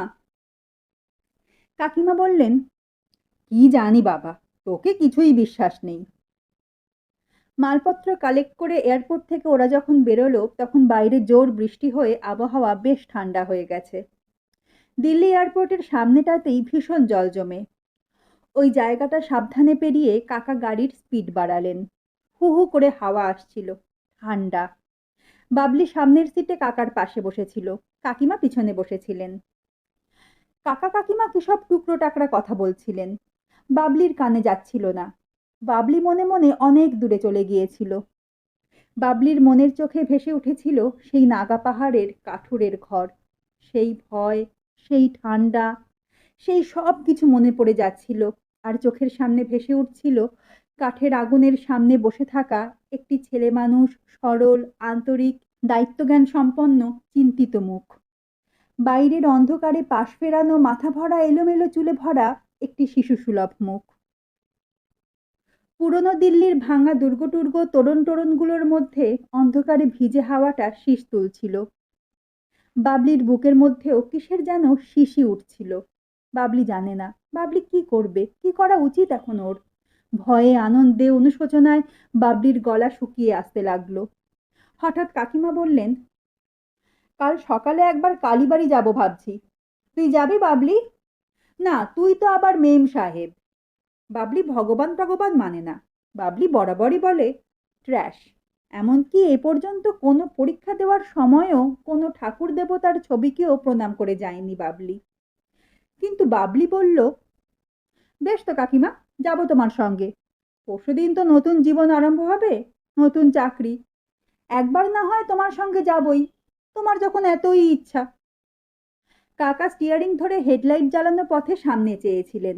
বাবলির এই কথায় হঠাৎ চকিতে মুখ ঘুরিয়ে বাবলির দিকে তাকালেন। তাকিয়েই আবার রাস্তার দিকে মুখ করলেন। বাবলি বলল, কি কাকু, কি হলো? কাকা একটা মোড় নিতে নিতে বললেন, কিছু হয়নি, কিন্তু হতে পারে। কাকিমা চোখে রাতে ভালো দেখতে পান না, কোনোদিনই না। বললেন, কি গো, রাস্তায় কোনো গোলমালের কথা বলছো? কাকা হেসে উঠলেন হো হো করে। বললেন, গোলমাল, গোলমাল, তবে রাস্তায় নয়, এক্কেবারে ঘরের মধ্যেই মনে হচ্ছে। কেস খুব গড়বড়। বাবলি যেন কিছু বুঝতে পারেনি এমন ভাবে বলল, কাকুমণি, তুমি কখন যে কি বলো আর কি ভেবে কি বলো তুমিই জানো। তোমার এই হেয়ালি হেয়ালি কথা থামাও তো। তাড়াতাড়ি বাড়ি চলো, আমার ভীষণ খিদে পেয়েছে। কাকা আবার হাসলেন। বললেন, খিদে তো আমারও পেয়েছে। বলেই সুর করে নাকি নাকি গলায় বললেন, হাও মাও খাও, চেনা মানুষের গন্ধ পাও। বাড়ি পৌঁছে সোজা নিজের ঘরে গিয়ে দরজা বন্ধ করলো বাবলি। কাকিমাকে বলল, সেই ভোরবেলা চা বাগানে চান করে বেরিয়েছি কাকিমা, ভীষণ ঘেন্না করছে। এখন ভালো করে চান করব, চান করে তারপরে খেতে বসবো। তুমি কিষান সিংকে খাওয়ার ঠিকঠাক করতে বলো। ঘরে ঢুকেই বাবলি আয়নার সামনে এসে দাঁড়ালো। আয়নার সামনে দাঁড়িয়ে নিজেকে ধিক্কার দিল বাবলি। আয়নায় ওর পাশে ও ঝুমার চেহারাটা কল্পনা করে নিল। কল্পনায় ওর পাশে ঝুমাকে দেখে ও লজ্জায় মরে গেল। ছি ছি, কি বিচ্ছিরি ফিগার বাবলির, আর মুখশ্রী বাকি, তাকানো যায় না। ইস, এই প্রথমবার জীবনে সে নিজের সুন্দরী বলতে যা বোঝায় তা নয় বলে, তার ফিগার ভালো নয় বলে বাবলি আক্ষেপ করলো। আজ এই মুহূর্তেও জানতে পারল, মেয়েদের আর যে গুণই থাক, চিত্রাঙ্গদা হলে, মেয়েরা মেয়েসুলভ সৌন্দর্যের অধিকারী না হলে অর্জুনরা, কোনো অর্জুনই তাদের মুখে নারীকে আবিষ্কার করতে পারে না। এই জীবনে প্রথমবার বাবলি হেরে যাবার, ফেল করার ভয় পেল। এই পরীক্ষায় যে ওর কখনো বসতে হবে তাও বুঝতেও পারেনি, স্বপ্নেও ভাবতে পারেনি। ও কি জানতো যে পৃথিবীর সমস্ত মেয়েকেই এই মেয়েলি পরীক্ষায় কোনো না কোনো সময় বসতেই হয়। অভির অনেক রাত হয়ে গেল ইম্ফল পৌঁছতে পৌঁছতে। অত রাতে আর বাবলির মেসোমশাইয়ের বাড়িতে গেল না। ডিমাপুর থেকে বেরিয়েছিল সকাল 4টেতে, এখন প্রায় রাত 11টা বাজে। এই ছোট্ট শহরে রাত 11টা অনেক রাত। বাড়ি ফিরে গাড়ি গ্যারেজ করে ও বাড়ি ঢুকেই সোজা টেলিফোনের কাছে গেল। তারপর কি মনে করে দেরাজ খুলে গ্লাসে একটা বড় হুইস্কি ঢেলে জল নিয়ে একটা বড় চুমুক লাগিয়ে এসে ফোন তুলল। ফোনটা অন্য প্রান্তে বাজছিল, কুর্র কুর্র কুর্র কুর্র করে। কোনো প্রসিত ভর্তৃকার কাছে স্বামীর খবর বয়ে নিয়ে আনা কোনো রূপকথার পাখির মতো ফোনটা ডাকছিল। অনেকক্ষণ পরে বাবলির মাসি ফোন তুললেন। কি যেন চিবোচ্ছিলেন উনি। বললেন, হ্যালো, আমি অভি বলছি। মশলা চিবোতে চিবোতেই বৌদি বললেন, অভি, বাবা বাঁচালে, এত চিন্তায় ছিলাম না আমরা। তোমরা নাকি পথে গাড়ি খারাপ হয়ে নাগা পাহাড়ে ছিলে এক রাত। কি ডেঞ্জারাস ব্যাপার। অভি অবাক হলো, বলল, এ খবর ইতিমধ্যেই এখানে পৌঁছলো কি করে? তোমার দাদা যে আজ সকাল 8টার সময় ডিমাপুরে ট্রাঙ্ক কল করেছিলেন। ওই দস্যি মেয়েই নিশ্চয়ই জোর করে তোমাকে সেই দিনই যেতে বলেছিল ডিমাপুর। নইলে তোমাকে তো তোমার দাদা বারবার বলে দিয়েছিলেন কোহিমায় নাইট স্পেন্ড করতে। কি যে করো না তোমরা। তোমরা দুজনেই সাফিসিয়েন্টলি গ্রোন আপ। তোমাদের কাছ থেকে আরো একটু গুড সেন্স আশা করেছিলাম। এমন সময় ফোনের পাশ থেকে বড় সাহেবের গলার স্বর শোনা গেল, আমায় দাও। অমনি বৌদি বললেন, নাও, তোমার দাদার সঙ্গে কথা বলো। বড় সাহেব ফোনটা হাতে নিয়েই বললেন, হ্যাঁ অভি, তুমি নিশ্চয়ই খুব tired. Pour yourself a stiff drink, have a nice hot bath, ভালো করে খাওয়া দাওয়া করো, and then go to bed. তারপর একটু থেমে বললেন, কাল অফিসে কথা হবে, গুড নাইট। অভি জানে বড় সাহেব কাল অফিসে কি কথা বলবেন তাকে। ফাঁকা ঘরে পাইপটা ধরিয়ে উনি বলবেন, congratulations, you are a fast worker. Abhi বাজি ফেলতে পারে এ বিষয়ে। সোফায় বসে পড়ে হুইস্কির গ্লাসে আরেকটা চুমুক দিয়ে অভি ভাবল, এই জন্যই এত উন্নতি হয়েছে ভদ্রলোকের। এই সময় ওই ভদ্রমহিলার হাত থেকে অভিকে উনি না বাঁচালে ঠায় 1 ঘন্টা দাঁড়িয়ে দাঁড়িয়ে ওর প্রলাপ শুনতে হতো। সত্যি, মেয়েরা টেলিফোনে বিনা কারণে এত বেশি কথা কেন যে বলে, তা কি কেউ জানে? এর কি কোনো ওষুধ নেই? হুইস্কিটা শেষ করে উঠে গিয়ে অভি গরম জলের শাওয়ারের নিচে দাঁড়ালো। হিম হিম বর্ষার রাতে ইম্ফলে। দিল্লিতে চান শেষ করলো বাবলি। বাবলির গা দিয়ে সাবানের গন্ধ বেরোচ্ছিল। বেডরুমের দরজা বন্ধই ছিল। পেলমেটের নিচে পর্দাও। বাবলি কিছু না পরে এসে আয়নার সামনে দাঁড়ালো। ভালো করে পাউডার মাখলো সারা গায়ে আয়নার সামনে দাঁড়িয়ে। তারপর ভিতরের জামা, প্যান্টি, সায়া পরা হয়ে গেলে একটি হালকা সাদা কালো ফুল ফল ছাপা শাড়ি পরল বাবলি। কেন জানে না, বাবলির খুব ভালো লাগছিল। উঠতে ইচ্ছা করছিল বাবলির পাখির মতো।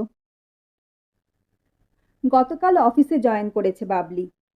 দিল্লির মথুরা রোডে সেন্ট্রাল রেভিনিউ বিল্ডিংসে বাবলির অফিস। লম্বা করিডোরের দুপাশে সারি সারি ঘর।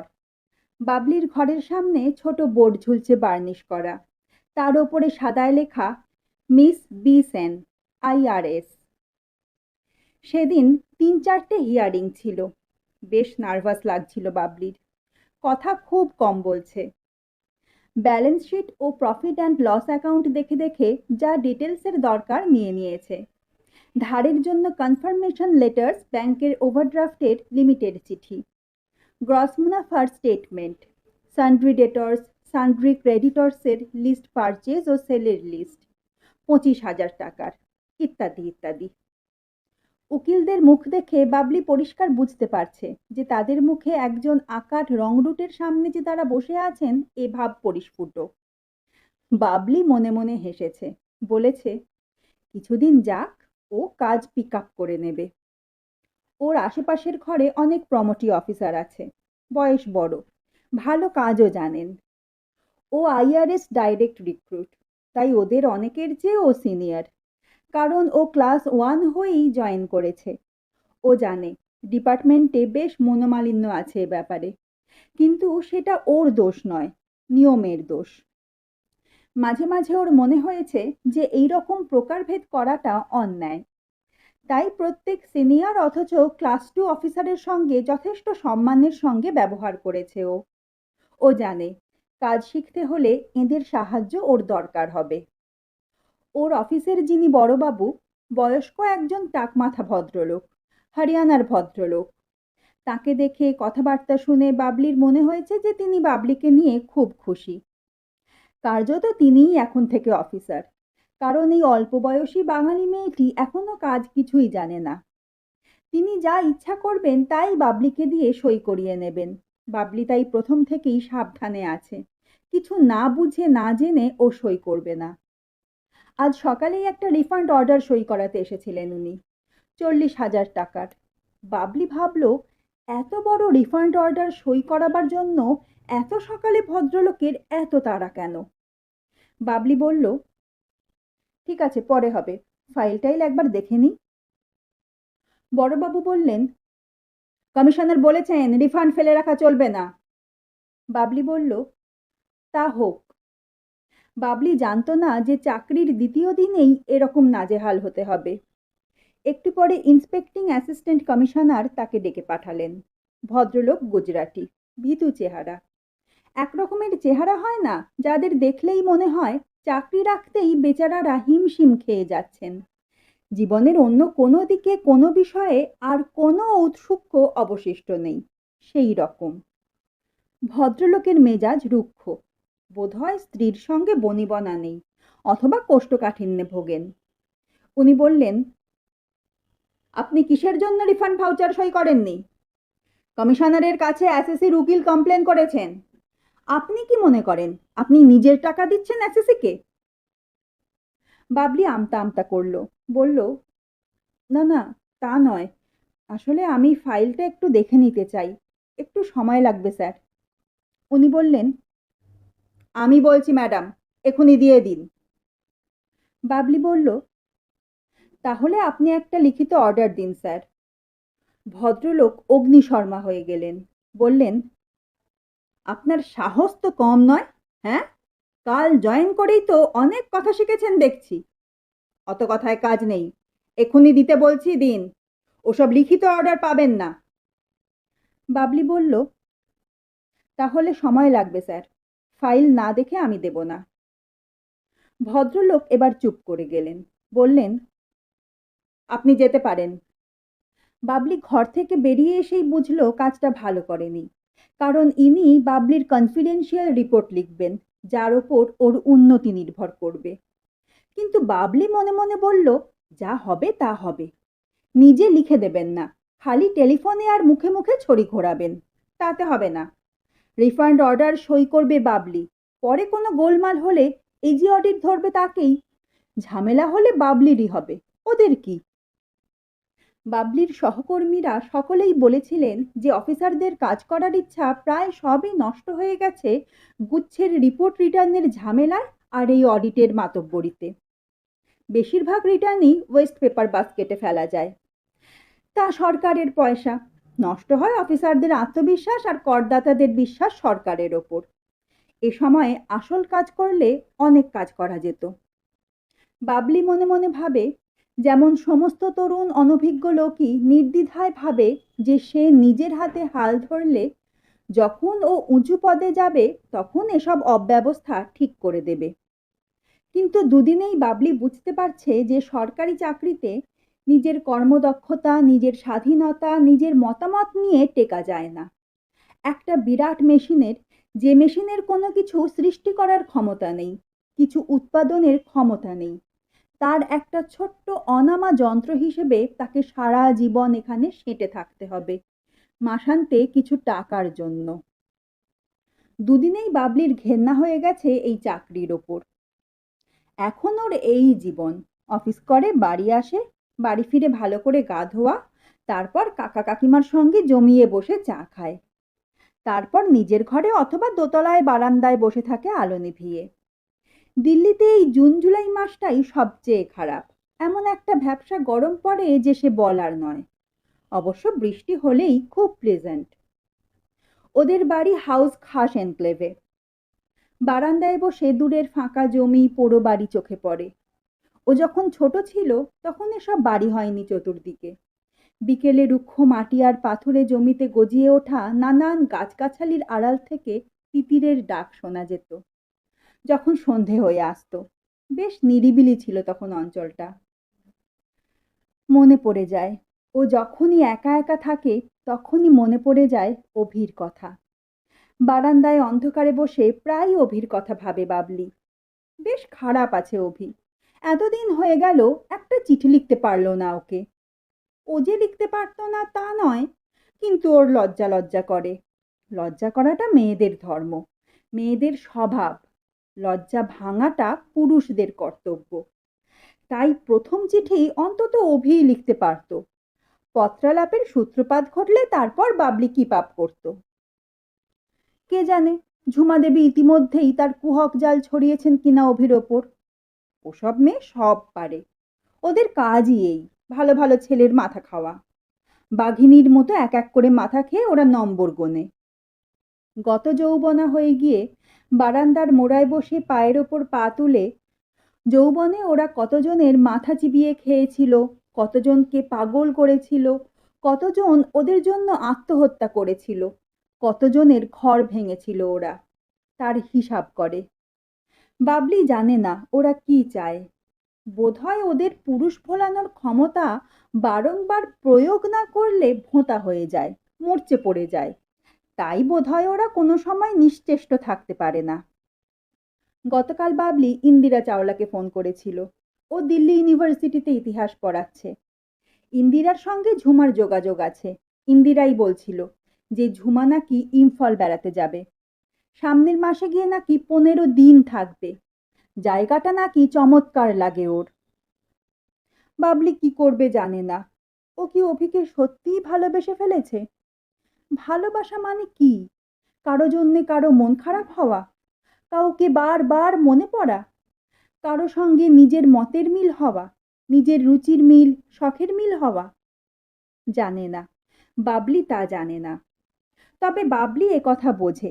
ঝুমার সঙ্গে দমদম এয়ারপোর্টে দেখা না হলে বা কাকা অভির এত প্রশংসা না করলে অভির প্রতি তার যে দুর্বলতা জন্মেছিল সেটাও ভুলে যেতে পারত। অভিকে ছেড়ে এসে out of sight out of মাইন্ডে বিশ্বাস করবে ভেবেছিল, কিন্তু সে বিশ্বাস আর রইল না। চোখের বাইরে সে থাকতে পারে, কিন্তু মনের বাইরে সে নেই। মনের মধ্যে সব সময়ই ঘোরে ফেরে। ভিতর থেকে খাওয়ার ডাক এলো। বাবলি খাওয়ার ঘরে গিয়ে যে চেয়ারে ও রোজ বসে সেই চেয়ারটা টেনে বসলো। কাকা চান টান করে পায়জামা পাঞ্জাবি পরে চলে এলেন। গল্পগুজব করতে করতে খাওয়া শেষ হলে কাকিমাকে কাকা বললেন, শোনো না, আমার সিগারেটের একটা প্যাকেট বের করে আনো তো ড্রয়ার থেকে, ওই শোয়ার ঘরের। কাকিমা উঠে যেতেই কাকা চোখ বড় বড় করে বললেন, কি খাওয়াবি বল। বাবলি অবাক হলো, বলল, কেন, কিসের জন্য? কাকা বললেন, অভি আসছে 3 দিনের জন্য দিল্লিতে, দিল্লি ইউনিভার্সিটির একটা সেমিনারে, অগাস্টের প্রথম সপ্তাহে। এখনো 2 মাস। তারপরই বললেন, কি বুঝলি? বাবলি মুখের ভাব একই রকম রেখে বলল, আসছে তো আসছে, তোমার বন্ধুর ভাই আসছে তাতে তুমি উল্লসিত হও, আমার তাতে কি? কাকা কপট বিস্ময়ের সঙ্গে বললেন, সে কি রে, তোর কোচোয়ান আসছে যে, তোর বডিগার্ড, তোর এত দেখাশোনা করলো, আর তুই নেমন্তন্ন করবি না? বাবলি বলল, তুমিই তো আমার গার্জিয়ান, নেমন্তন্ন করলে তুমিই করবে। কাকা বললেন, আমি গার্জিয়ান? তাহলে বেশ, এ কথাটা ভবিষ্যতে মনে করে রেখো। গার্জিয়ানের পারমিশন ছাড়া এক পা এদিক ওদিক করেছো তো পা ভেঙে দেব। বাবলি আনন্দে লজ্জায় সব কিছু মিলিয়ে হেসে উঠল, বলল, হ্যাঁ, পা ভাঙতে দিচ্ছি তোমাকে। পরদিন বাবলির কাছেও একটা চিঠি এলো, বাবলির মাসির, ইম্ফল থেকে। উনি লিখেছেন, বাবলি, অভি দিল্লি যাচ্ছে, 3 দিন থাকবে। ওকে একদিন ভালো করে নেমন্তন্ন খাওয়াস। তোর জন্য এত কিছু করেছে ও, তুই তো কম জ্বালাসনি। ওর সঙ্গে নিমেষ, কাকার নাম, আর বাণীর, কাকিমার নাম। ওর সঙ্গে নিমেষ আর বাণীর জন্য 2টো মণিপুরি খেস পাঠাচ্ছি, ওদের বলিস। আর মাঝে মাঝে চিঠি দিস না কেন তুই? তোর যে কি স্বভাব আমি বুঝি না। যখন কাছে থাকিস তখন তো সব সময় গলায় ঝুলে থাকিস। মনে হয় আমায় না দেখলে একদিনও বুঝি বাঁচবি না। আর চোখের আড়াল হলে মনে করার উপায় থাকে না যে এক সময় মাসি বলে কাউকে চিনতিস। ইতি, রূপু মাসি। বাবলি চিঠি পড়ে মনে মনে লজ্জিত হলো। সত্যি ওর বড় দোষ, চিঠি লিখতে যেন গায়ে জ্বর আসে। অগাস্টের প্রথম সপ্তাহ, 2 মাস বাকি আছে এখনো। বাবলি একটা দারুণ কাজ করলো। কাকাকে ধরে কাকার এক বন্ধুর মাধ্যমে, যিনি দিল্লির জিমখানা ক্লাবের মেম্বার, সেই জিমখানা ক্লাবে টেনিস খেলার বন্দোবস্ত করে ফেললো তার গেস্ট হিসাবে। কাকা খুশি হলেন, কিন্তু কাকিমা খুশি হলেন না। বললেন, যখন খেলাধুলোর বয়স ছিল তখন ঘরে বসে বই পড়েছিস, এখন এই বুড়ো বয়সে হাত পা ভাঙার কি দরকার বাপু? যে যাই বলুক, বাবলির স্বভাব নয় নিজের অমতে চলা কি অন্যান্য কারোরই মতামত গ্রাহ্য করা। তাই সে ছুটির দিনে অনেকক্ষণ এবং উইকডেজে সকালে রোজ 1 ঘন্টা করে টেনিস খেলা শুরু করে দিল। মার্কারের সঙ্গে খেলতো, বেশ লাগতো সকালে রোদে দৌড়োদৌড়ি করে খেলতে। হার্ডকোটের মোরামের গন্ধ, টেনিস বলের গন্ধ, হাওয়াতে বেড়ার ধারের লতানো ফুলের ভেসে আসা গন্ধ, এসব মিলে ভারী ভালো লাগতে লাগলো বাবলির। দুঃখ হলো এতদিন কোনো খেলাধুলো করেনি বলে। 1 মাস পরেই নিজের ঘরে নিজেকে অনাবৃত করে দেখলো। বাবলির চেহারায় সূর্যের আশীর্বাদ লেগেছে। কলার বোনের কাছে, দুবুকের ওপর দিকটা, ঘাড় গলা সব রোদে পুড়ে বাদামি হয়ে গেছে। বাদামি হয়ে গেছে পায়ের নিচে, পায়ের যে অংশটুকু অনাবৃত থাকে। বাবলির সমস্ত শরীরে মনে একটা নতুন পুলক লেগেছে। শুধু বসে থাকতে বা দাঁড়িয়ে থাকতে বা শুয়ে থাকতেই যে এত আনন্দ, যারা কখনো খেলাধুলা করেনি তারা বোধহয় কখনো জানেনি। বাবলির ওজন কমে গেছে 1 কেজি 2 সপ্তাহেই। খেলার সঙ্গে সঙ্গে ডায়েট কন্ট্রোলও করছে ও। পুরো 2 মাস খেলার পর মার্কার গ্যারান্টি দিয়েছে 5 কেজি কমে যাবে। মুখে বেশি মাংস থাকলে মানুষের মুখের অভিব্যক্তি নষ্ট হয়ে যায়। আশ্চর্য, বাবলি এতদিন এসব নজর করে দেখেনি। রোজ সকালে ক্লাবে খেলে, তারপর ক্লাবেই চান করে জামা কাপড় পরে বাবলি যখন ওখান থেকেই সোজা অফিস যেত, তখন দারুণ ফ্রেশ লাগতো বাবলির। চনচন করে খিদে পেত, সমস্ত শরীর হালকা হালকা মনে হতো। অফিসে পৌঁছে সকাল সকাল ক্যান্টিন থেকে টোস্ট আর ডিম আনিয়ে খেত। লাঞ্চে বাড়ি থেকে কাকিমা কিষান সিংকে দিয়ে খাবার পাঠাতেন হটকেসে করে। বাবলির দিনগুলো এমনি করে হৈ হৈ করে হেসে খেলে কাজ করে কি করে যে কেটে যাচ্ছিল তা বাবলি নিজেই জানে না। বাবলি এখন কিছুই জানে না, জানতে চায় না। বাবলির সমস্ত মন এখন উন্মুখ হয়ে আছে ক্যালেন্ডারের দিকে।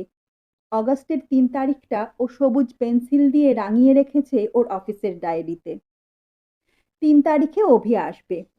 4 এবং 5 তারিখের জন্য বাবলি ক্যাজুয়াল লিভের দরখাস্ত দিয়ে রেখেছে। বাবলি জানে না কেন, কিন্তু বাবলির মন বলছে ওই 2 দিন ওর ছুটি নেওয়ার প্রয়োজন হবে। আর তখন যদি না পায় তাই আগে থেকেই বাবলি ছুটি চেয়ে রেখেছে। বাবলি এখন অগাস্টের 3টি দিনের প্রতীক্ষায় বেঁচে আছে, অনিমেষে সেই দিকেই চেয়ে আছে। বাবলি ভাবে, বাবলিটা, সেই ডোন্ট কেয়ার বেপরোয়া স্বনির্ভর বাবলিটা কেমন বোকা বোকা হয়ে গেছে। নিজের আনন্দ, নিজের সুখ, নিজের সমস্ত অস্তিত্বের জন্য মনে মনে কেমন অসহায়ের মতো অন্য একজন দূরের লোকের ওপর নির্ভর করতে হচ্ছে তাকে, একজন ক্যাবলা লোকের ওপর। এমন স্মার্ট বাবলির। দেখতে দেখতে অগাস্টের 3 তারিখটা সত্যিই একদিন এসে গেল। সময়ের যে পাখা আছে, সময় যখন ওড়ে, উড়তে চায়, তখন সবুজ দিনগুলোকে মুখে করে কোনো হলুদ পাখির মতো সময় উড়ে যায়। বাবলি প্রথমে ঠিক করেছিল কাকুর গাড়িটা নিয়ে নিউ দিল্লি স্টেশনে যাবে অভিকে রিসিভ করতে। তারপরে ভাবলো হয়তো সেটা বাড়াবাড়ি হবে। বাড়াবাড়ি হলেও বাবলি তবু যেত, যদি না কাকুর বন্ধু এবং তার স্ত্রী স্টেশনে যেত। অবশ্য তারা তো যাবেনি, অভি তো তাঁদেরই আপনজন। ও তো বাবলির কেউ না, কেউ হয়তো হবেও না। এসব অনেক কিছু ভেবে শেষ পর্যন্ত স্টেশনে না গিয়ে রোজকার রুটিন মতো ক্লাবে গেল বাবলি, তারপর সেখান থেকে অফিসে। আজও আরো বেশিক্ষণ খেললো। ব্যাকহ্যান্ড ও ফোরহ্যান্ড স্ট্রোকগুলো যত ভালো করে পারে, যতখানি সুইং করে পারে নিল। খামোখা সারা কোর্টময় ও শৃঙ্গাররতা হরিণীর মতো ছোটাছুটি করে বেড়ালো। ও যেন এই একদিনের খেলাই সুন্দরী হয়ে উঠবে। ওর শরীরের যেখানে যেখানে এখনো যতটুকু বাড়তি মেদ আছে, সেটুকু যেন একদিনেই ও ঝরিয়ে ফেলবে এমন ভাবতে লাগলো। অফিস থেকে বাড়ি ফিরতেই কাকিমা বললেন, অভি ফোন করেছিল, আজ এবং কালও খুবই ব্যস্ত থাকবে, আসতে পারবে না। পরশুদিন রাতেও খেতে আসবে এখানে, আবার পরদিনই ইম্ফলে চলে যাবে সকালের প্লেনে। তুই কেমন আছিস জিজ্ঞেস করলো। ও সন্ধেবেলায় দিল্লি ইউনিভার্সিটির এক প্রফেসরের বাড়িতে থাকবে, তোকে সেখানে ফোন করতে বলেছে। বাবলি মুখে বলল, কে এখন ফোন করবে? আমি এখন চান টান করবো কি খাবো, তারপর ফোন করার কথা ভাবা যাবে। অত ব্যস্ত লোক যখন, তখন দয়া করে ফোনও না করলেই পারতেন। কাকিমা হাসলেন, বললেন, তুই কি এখন হাওয়ার সঙ্গেও ঝগড়া করবি নাকি? বাবলি বলল, ফোন নম্বরটা কোথায় লিখে রেখেছো? কাকিমা বললেন, ওই তো ওই টেলিফোনের সামনেই রাখা আছে প্যাডে। বাবলি বলল, থাক দেখা যাবে ফোন করব কিনা।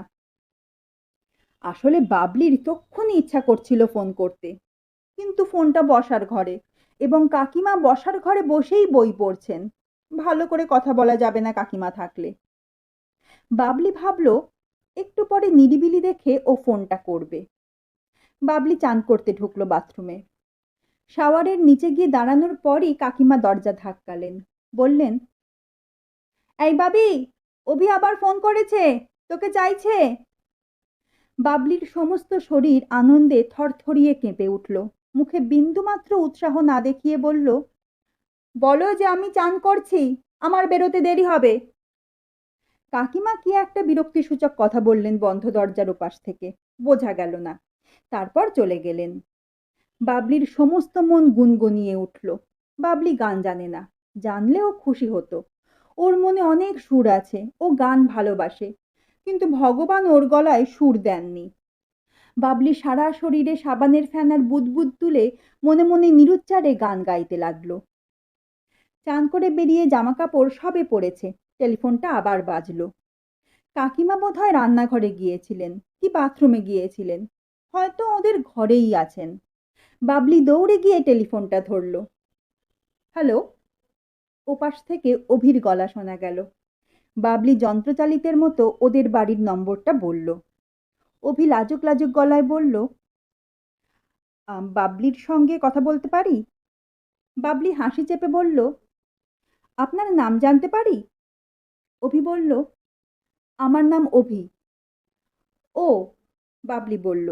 তারপর বলল, ভেবেছিলাম আমার গলার স্বরটা চিনবেন, আমি কিন্তু আপনারটা চিনেছিলাম। অভি হাসল, বলল, আমিও চিনেছিলাম, তবে আপনার মেজাজ টেজাজ কেমন আছে জানবার জন্যে প্রথমেই বলিনি যে আপনাকে চিনেছি। বাবলির যেমন স্বভাব, ও হঠাৎ চটে উঠে বলল, কেন, আমার মেজাজটা কি দেখলেন আপনি? আর এতই মেজাজি লোক যদি আমি, তো আমাকে এতবার ফোন করা কেন? অভি আবার হাসল, বলল, বারে, কর্তব্য নেই বুঝি? আপনি হলেন গিয়ে আমার বসের শালির মেয়ে, আপনার খোঁজ নেওয়া আমার কর্তব্য নয়? আপনার জন্য আনারসের আচার পাঠিয়েছেন আপনার মাসিমা, আর খেস। বলছি, এখন কি আপনি বাড়ি থাকবেন?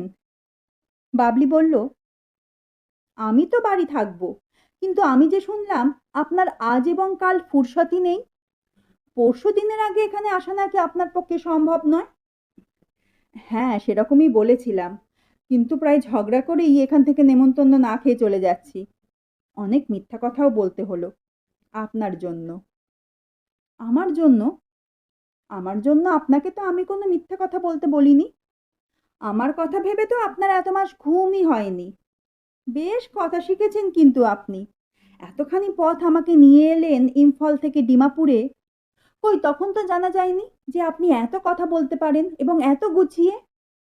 অভি একটু চুপ করে থাকলো, তারপর বলল, তা ঠিক, ওখানে জানা যায়নি। ওখানে আপনি থাকতে কিছুই জানা যায়নি। যা কিছু জানার, যা কিছু বোঝার, সব আপনি চলে আসার পর জানা গেছে, বোঝা গেছে। তাছাড়া মিথ্যা কথাটা হয়তো শুধু আপনার জন্য বলিনি। তবে কার জন্য বলেছিলেন? অভি অনেকক্ষণ চুপ করে থাকলো, তারপর বলল, আমার জন্যেও। হয়তো শুধু আমারই জন্যে। আজ সকালে এখানে এসে অবধি আপনাকে ভীষণ দেখতে ইচ্ছা করছিল। কেন হঠাৎ এই তীব্রতা আমার ইচ্ছার তা নিজেই জানি না। ভারী জানতে ইচ্ছে ছিল আপনি কেমন আছেন, বদলে গেছেন কিনা। পরক্ষণেই আবার অভি বলল, আপনার ইচ্ছে করেনি? বাবলি বলল, কি ইচ্ছা? না, মানে কোনো ইচ্ছা, কোনো রকম ইচ্ছা। বাবলি আবার বলল, না, আমার কিছু ইচ্ছা করেনি, তবে আপনার যদি কোনো ইচ্ছা থাকে তা পূরণ করার কথা কনসিডার করতে পারি। অভি হাসল, বলল, বাবা, আপনি তো বেশ দাম্ভিক আছেন। কি ভাবেন বলুন তো আপনি নিজেকে? আমি কি একেবারেই ফেলনা? আমার কি কোনো পরিচয় নেই? আমাকে এরা এখানে বক্তৃতা দিতে নেমন্তন্ন করে এনেছে, তা জানেন? জানি, তো তাতে আমার কি? আমার কাছে আপনি কি, একমাত্র সেটাই আমার জানবার। অন্য লোকে আপনাকে কি করলো না করলো, কিভাবে জানলো, তা জানতে আমি উৎসুক নই। আপনার কোনো রকম বক্তৃতা শুনতেই আমি রাজি নই। তারপরই বলল, ফোনেই কথা বলবেন না আসবেন? অভি লজ্জিত হলো, বলল, আসছি আসছি, কিন্তু বাড়ির ডিরেকশনটা একটু দিন। বাবলি কিভাবে ওদের বাড়ি আসতে হবে তা বলে দিল। অভি ফোন ছাড়তে ছাড়তে বলল, ০.৫ ঘন্টার মধ্যেই পৌঁছাচ্ছি, সিঁড়িতে লাল রঙা কার্পেট পেতে রাখুন। বাবলি হাসল, বলল, আচ্ছা। অভি বলল, ফোন ছাড়ুন। বাবলি বলল, না, আপনি আগে ছাড়ুন। অভি কট করে রিসিভারটা নামিয়ে রেখে দিল। বাবলি ফোন ছেড়ে অন্ধকারে বারান্দায় এসে বসল। বাবলির নিজেকে খুব দুর্বল অসহায় বলে মনে হচ্ছিল। আনন্দ যে মানুষকে এত বিব্রত করতে পারে তাও জানতো না। কারো সঙ্গে ফোনে একটু কথা বলার মধ্যে যে এত বিবশ করা ভালো লাগা থাকতে পারে তাও ও জানতো না। বাবলি বারান্দায় বসে থাকতে থাকতেই কাকার গাড়ি ঢোকার শব্দ পেল। সিঁড়িতে কাকার পায়ের শব্দটা অন্য দিনের তুলনায় একটু অন্যরকম মনে হলো। কাকা যেন খুব তাড়াতাড়ি উঠছেন। বাবলি বারান্দা থেকে তাড়াতাড়ি ভিতরে এলো। কাকাকে খুব উত্তেজিত দেখাচ্ছিল। কাকা বললেন, এই বাবি, তোর কাকিমা কোথায় রে? ঘরে। কেন কাকা, কি হয়েছে? ওই আমাদের অফিসের বিমানবাবুর হঠাৎ সেরিব্রাল থ্রম্বোসিস অ্যাটাক হয়েছে। ডক্টর সেনের নার্সিংহোমে পৌঁছে দিয়ে এলাম একটু আগে। অন্যরা সব নার্সিংহোমেই আছেন। আমাকে ভার দিয়েছে তোর কাকিমাকে নিয়ে বিমানবাবুর স্ত্রীকে সঙ্গে করে নার্সিংহোমে যাবার। এই অবধি বলেই কাকু, এই যে কোথায় গেলে শুনছো, বলতে বলতে দৌড়ে শোবার ঘরে ঢুকলেন। মিনিট ২-৩-এর মধ্যে কাকা কাকিমা বেরিয়ে গেলেন। কাকিমা বেরোবার সময় বলে গেলেন, কিষান সিংকে বলে রাখিস মুরগি, পুরো মুরগিটাই রাঁধতে, আর আমাদের খাবার রান্নাঘরে রেখে শুয়ে পড়তে, আমি গরম করে নেব। তুইও খেয়ে শুয়ে পড়িস, বুঝলি, যদি আমাদের দেরি হয়। কাকা কাকিমা বেরিয়ে যেতে বাবলির মনে খুব আনন্দ হলো, একটা নিজ স্বার্থপর আনন্দ। কাকার অফিসের বিমানবাবুকে বাবলি চেনে। ভদ্রলোক আশা করি ভালো হয়ে উঠবেন। ভদ্রলোকের ভালো হয়ে উঠতেই হবে, কারণ বাবলির প্রতি তিনি যে কনসিডারেশন দেখিয়েছেন তার তুলনা নেই। ঠিক যে সময় অভি আসবে তার একটু আগেই কাকা কাকিমাকে বাড়ি থেকে চলে যেতে হলো তো তাঁরই অসুস্থতার জন্যে। বাবলিকে একা থাকার, একা একা অভির সঙ্গে কথা বলার সুযোগ দিয়ে বাবলি ঠিক করলো বিমানবাবুর জন্য খুব প্রার্থনা করবে ভগবানের কাছে।